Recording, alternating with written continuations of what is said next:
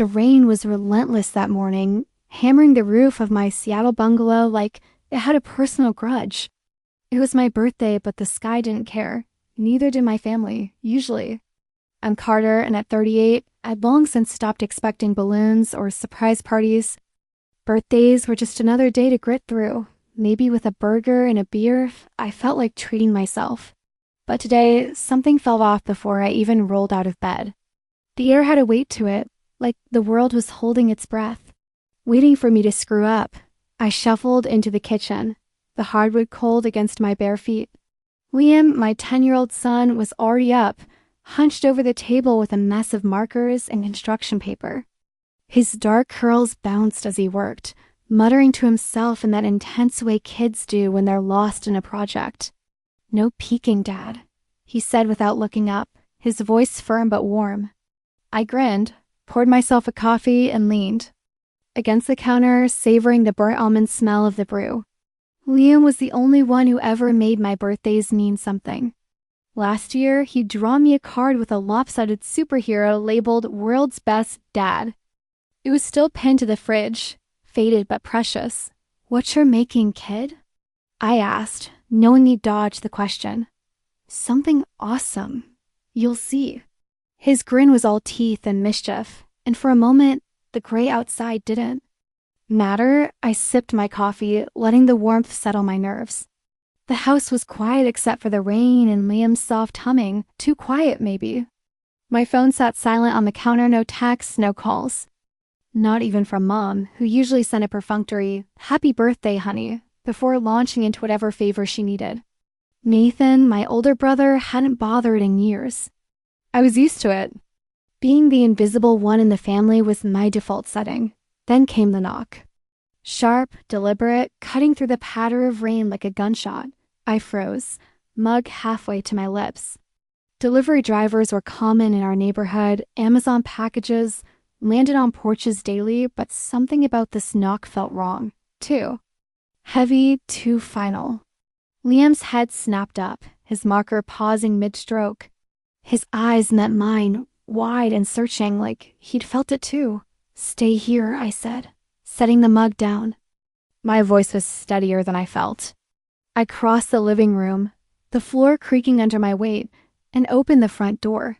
Rain sluiced off the porch awning, and there it was, a medium-sized brown box, sitting like an accusation. No wrapping. Paper, no cheerful stickers, just a plain cardboard cube with a shipping label slapped on it. My name, Carter Winton, and address were printed in bold, black letters. The return address was a P.O. box in Denver, a city I had no connection to. No note, no sender's name. Just the box, soaking up the rain like it belonged there. I glanced down the street. The delivery truck was already pulling away, its taillights blurring in the downpour. The driver gave a quick wave, oblivious to the knot forming in my gut. I crouched beside the box, rain dripping off my nose. It looked ordinary, but something about it made my skin crawl.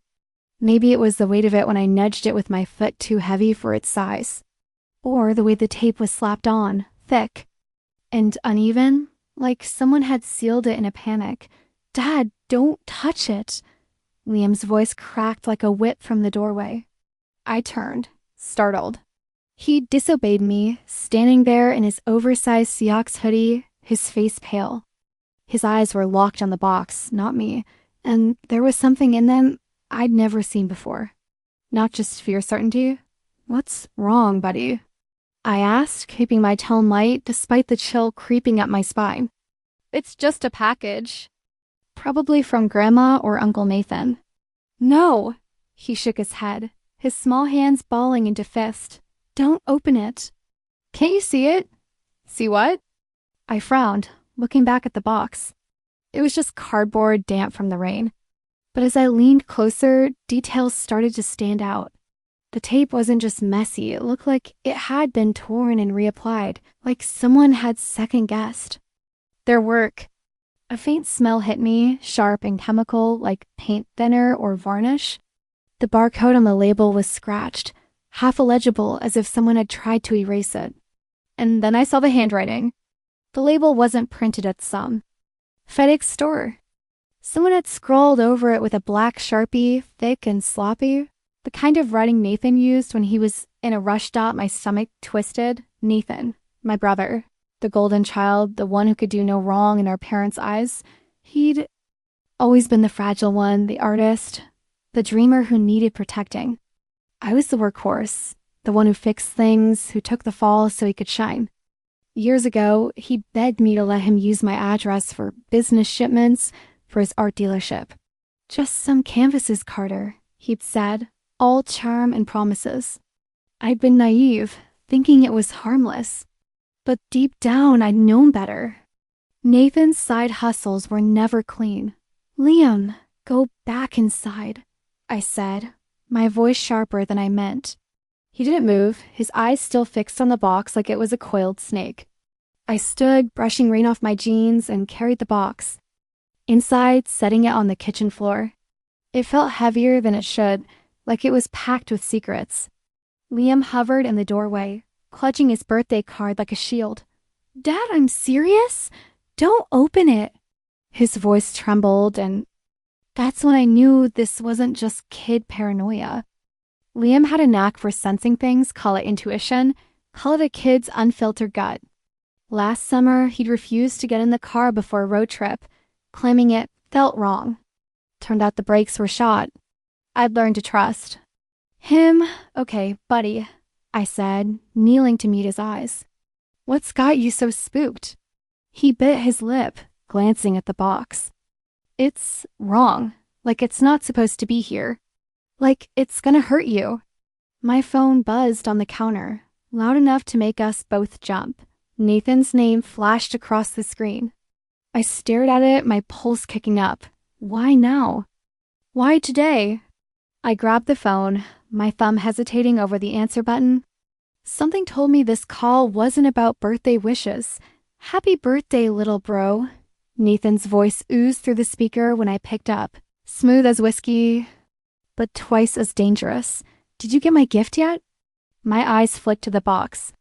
Yeah, I lied, my voice steady despite the sweat prickling my neck. I opened it. He chuckled, low and deliberate. You're tougher than you look, Carter. Enjoy it. The line went dead and I stood there, phone still pressed to my ear, his words echoing like a threat. Enjoy it? What the hell did that mean? Liam was watching me, his face a mirror of my own unease. Was that Uncle Nathan? He asked, his voice barely above a whisper.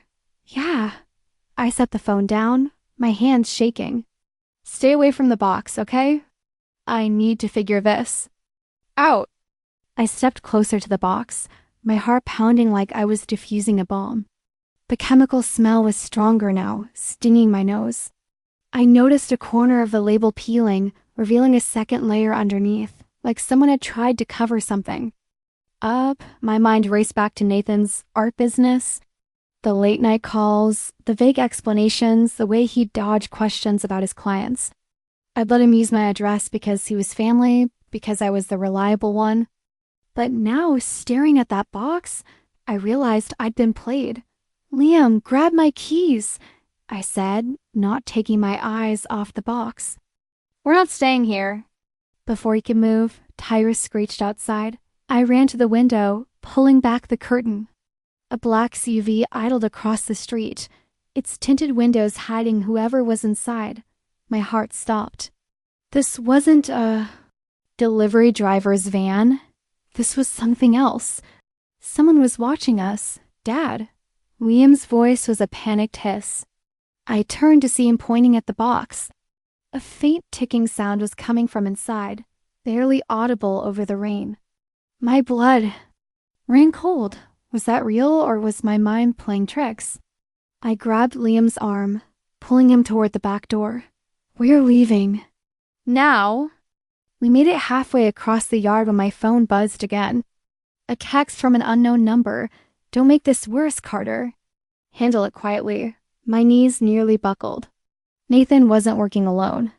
Someone else was in on this, and they knew exactly where I was. I shoved Liam toward the garage, my mind screaming to get him somewhere safe. As we ducked inside, a loud crack split the air, a gunshot. Or maybe just a branch snapping in the storm. I didn't wait to find out. I pushed Liam into the passenger seat of my old Tacoma, my hands fumbling with the keys.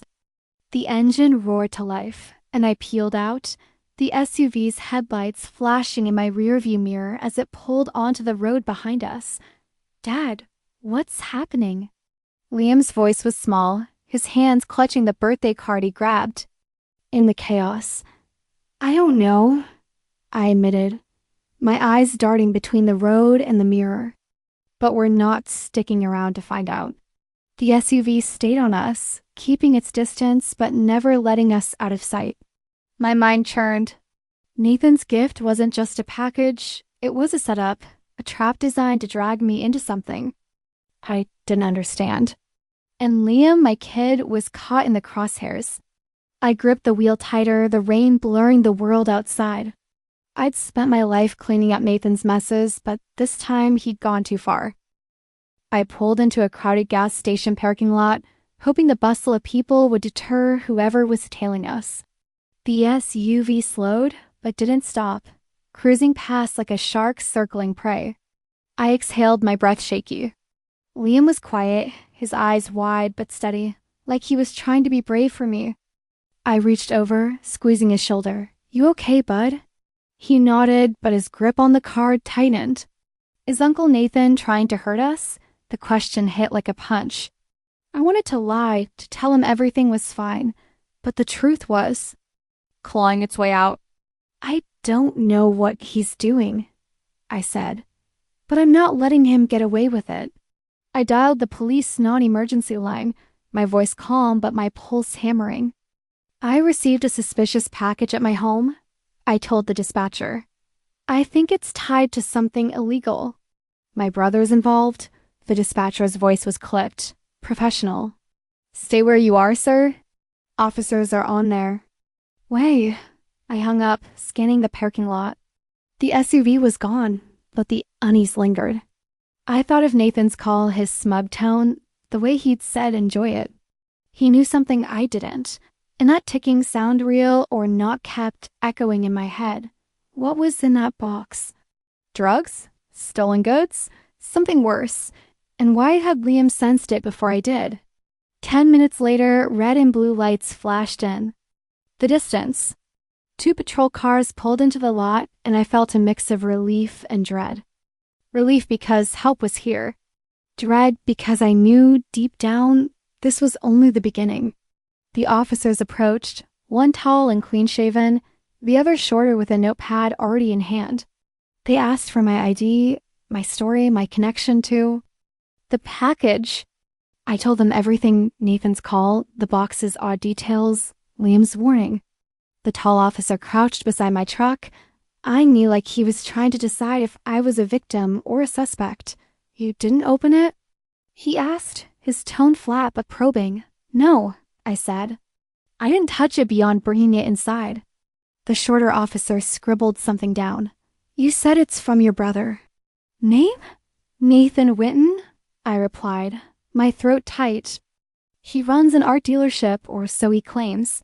The officers exchanged a glance, the kind that says they know more than they're letting on. We'll need to check your residence, the tall one said.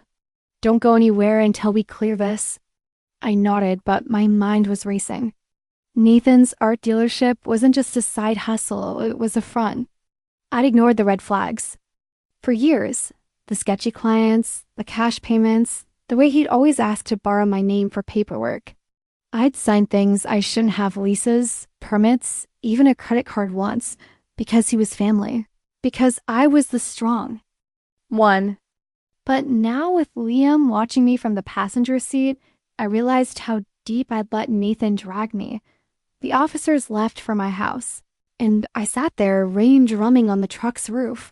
Liam was quiet, his card now crumpled in his hands. You did the right thing, Dad, he said softly. I forced a smile. Thanks, bud, let's hope so. But as the rain kept falling, I couldn't shake the feeling that I'd just stepped into a trap I might not escape. Nathan wasn't just reckless, he was dangerous. And he'd chosen my birthday to make his move. Back at the house, the officers were already inside when we pulled up. The box sat on the kitchen counter now, surrounded by yellow tape like a crime. Scene. The tall officer, who introduced himself as Officer Daniels, was snapping photos while his partner, Officer Ruiz, took notes. Liam stayed close to me, his hand gripping mine. "Did you know what was in it?" Daniels asked, his eyes sharp. "No," I said, my voice steady despite the knot in my chest. "But I know it's not a gift." They opened the box, moving carefully. Like it might explode. Inside were ceramic figurines, cheap, tacky things you'd find at a flea market nestled around a stack of documents. Invoices, shipping receipts, all with my name and address. My stomach dropped. This wasn't random. This was deliberate. "These are tied to your brother's business," Ruiz said, holding up a receipt. "You ever sign off on his shipments?" I hesitated, the weight of years of bad decisions pressing down.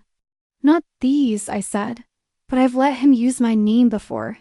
For his art stuff, Daniels raised an eyebrow. "You might want to get a lawyer." My phone buzzed again. "Nathan." I stared at the screen, my thumb hovering over the answer button. Liam's eyes were on me, wide and pleading. "Don't," he whispered. I answered anyway. "What do you want, Nathan?" His voice was smooth, almost amused. "Enjoying your gift, Carter? Don't talk too much. Wouldn't want Liam caught up in this." Every muscle in my body tensed. "What are you talking about?" He laughed, soft and cold. "You're smart. You'll figure it out." The line went dead. I looked at Liam, his face pale but resolute. He'd heard enough. "Dad, he's trying to scare you." "I know," I said, but my voice shook. Nathan wasn't just threatening me, he was threatening my kid. And that was a line I wouldn't let him cross. As the officers repacked the box, taking it as evidence, Daniels paused at the door. "Don't leave." "Town, Mr. Winton. We'll be in touch." They left, and the house felt too big, too empty. Liam sat on the couch, clutching his card like it was the only thing keeping him grounded. "Are you in trouble, Dad?" he asked, his voice small. "No," I said, sitting beside him. "But Nathan wants me to be." I pulled him close, his warmth grounding me. Outside, the rain kept falling, but inside, something was shifting. Nathan thought he could play me. Thought I'd roll over like I always had, but he underestimated me. And he'd underestimated how far I'd go to protect my son. This wasn't just about a box. It was about years of being the family's. Punching bag the one who took the hits so Nathan could shine. And I was done. As I stared at the spot where the box had been, a fire sparked in my chest. "Not this time, Nathan." Not ever again. The rain hadn't let up by the time I tucked Liam into bed that night. His room, with its glow-in-the-dark star stickers and Seahawks posters, felt like the only safe corner of our Seattle home. But even as I kissed his forehead, his small hand clutching the crumpled birthday card he'd made me, I knew safety was an illusion. Nathan's voice still echoed in my head. "Don't talk too much." Wouldn't want Liam caught up in this. The threat wasn't just against me, it was against my kid, the one person I burned the world down to protect. I closed Liam's door softly, but my hands were shaking. I wasn't just scared. I was angry.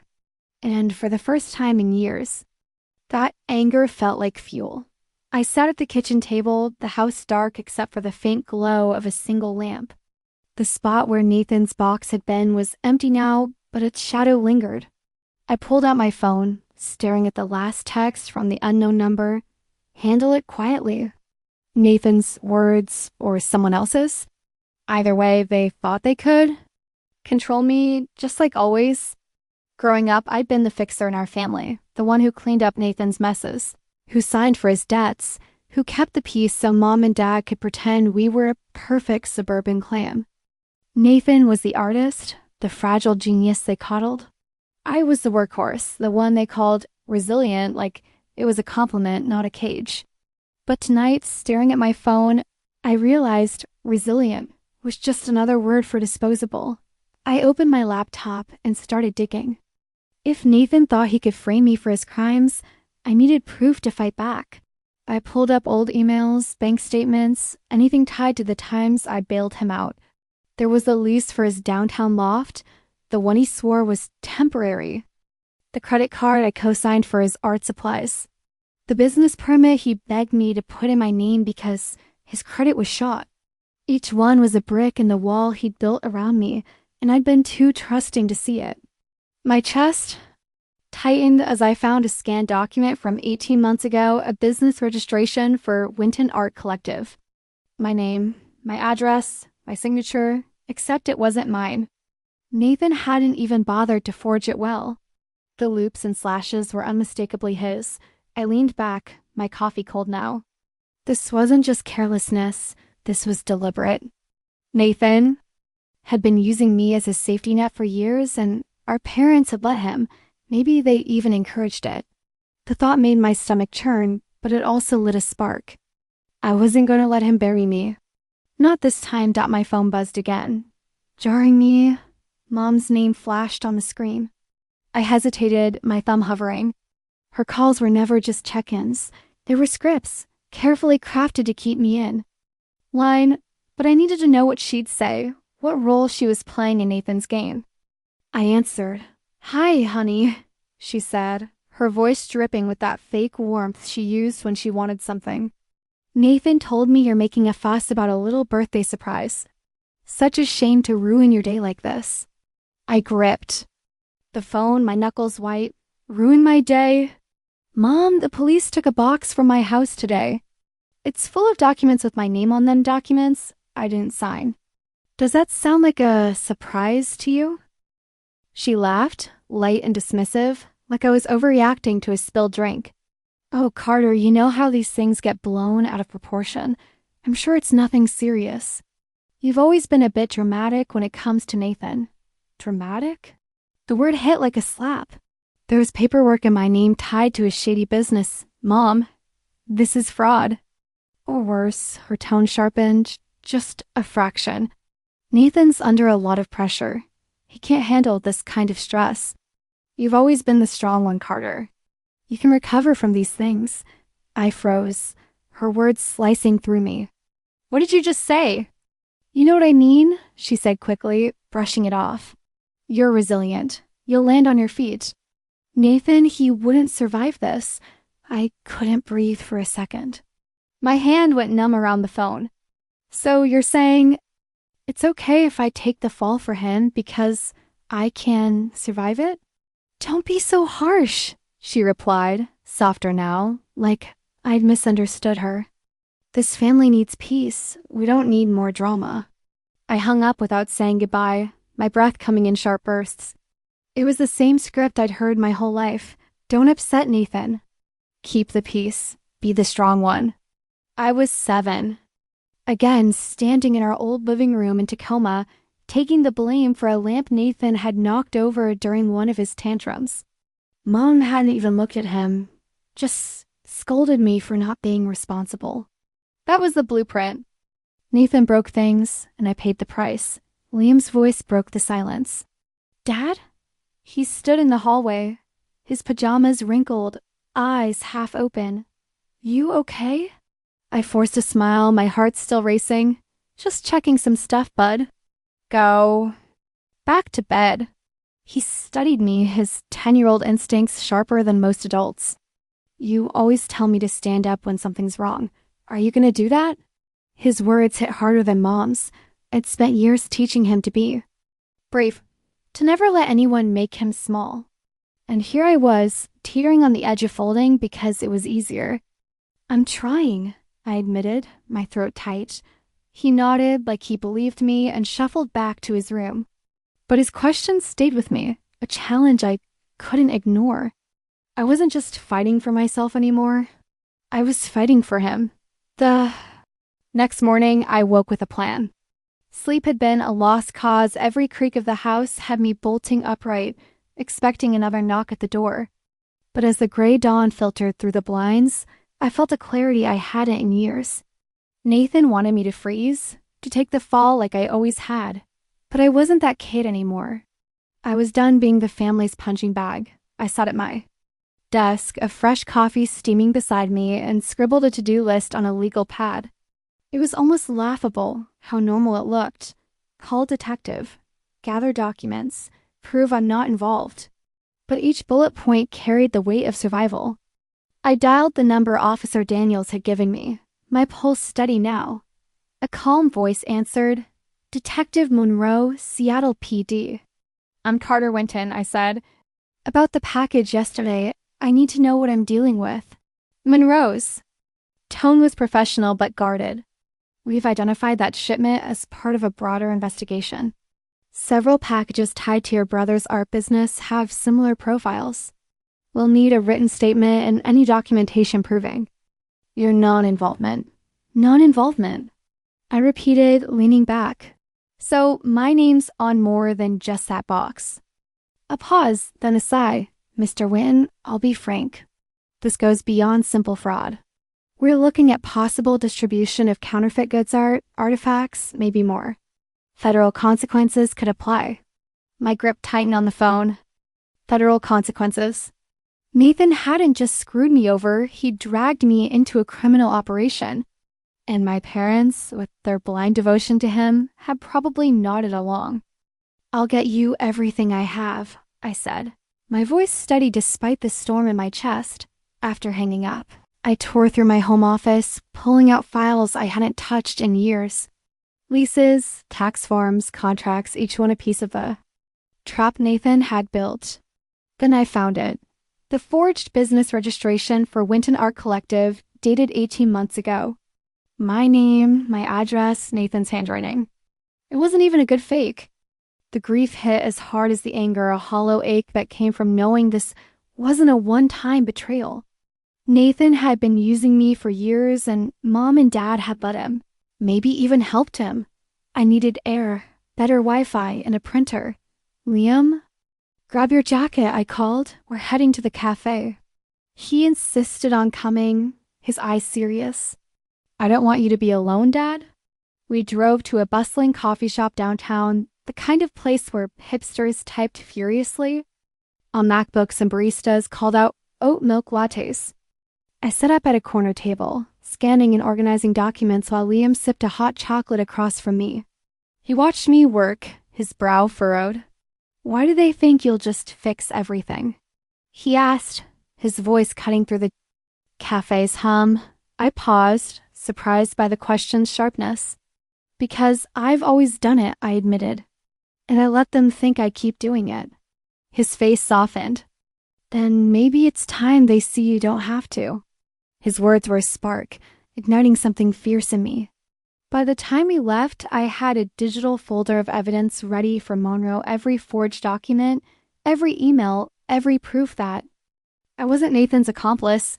But as we stepped outside, a man in a dark hoodie bumped into me hard. His eyes met mine for a split second, cold, deliberate, before he disappeared into the crowd. My heart raced.